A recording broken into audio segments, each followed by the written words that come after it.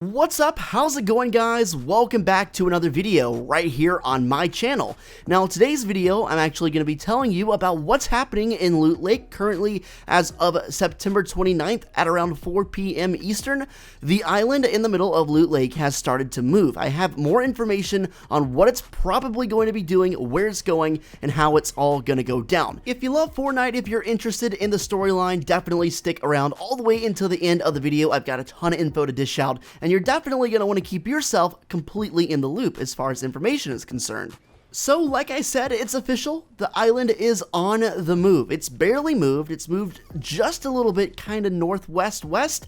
The first day Season 6 came out, I made a video and I covered a bunch of leaks, and those leaks did say the island would be moving, and the cube would keep getting bigger and more forceful. So I'm assuming that's what we're witnessing right here before our very eyes in terms of what's actually happening. With even just the slightest movement of this island, it has opened up the vortex, or the portal, whatever you want to call that pink hole that was previously right underneath the island. Now it's accessible, but not in the way you might think. You can jump straight into it now. You can literally jump into it. Previously, you would just fly up and it wouldn't let you, but when you jump into it, it simply bursts you right out. You just get jumped right out of there. So there's unfortunately no exploring the portal. I thought maybe you could jump in there. When I first saw this thing moved, and then I saw a clip of somebody actually trying to go into that portal on the ground, I was excited. I thought there would be maybe a teleportation to a secret place or a secret realm, but unfortunately, it just busts you right out of there. Maybe in the future, there will be an update and you'll be able to go inside and explore it fully.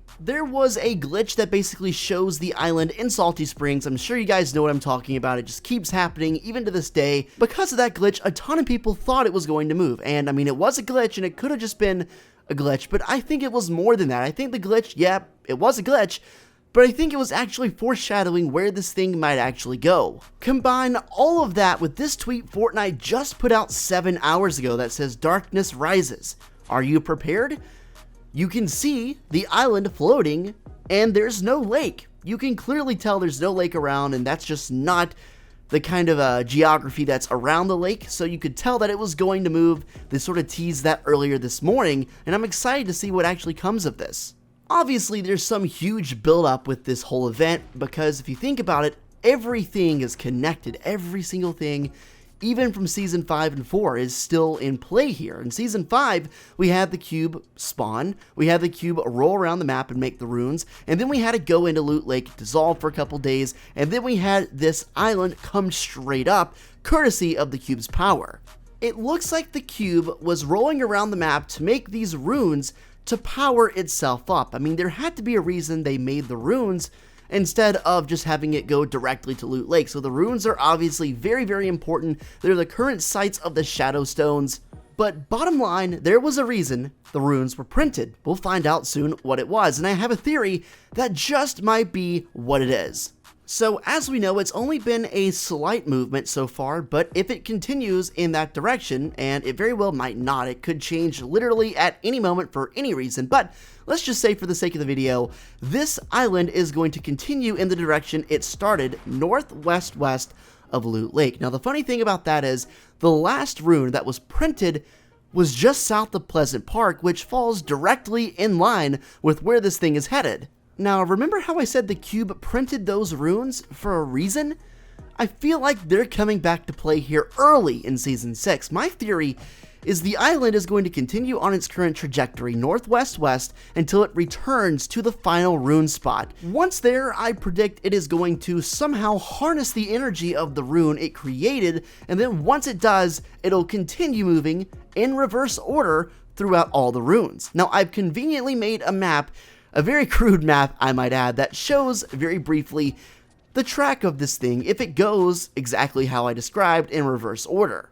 So in my proposal, the cube would move all the way to Pleasant Park and then back near Lazy Links, then to Wailing Woods, then to Retail Row, then west of the Divot, then near Shifty, and then finally just south of Salty. Now the real question comes when you ask what this thing might do once and if it gets to the final rune and it completes the backwards path.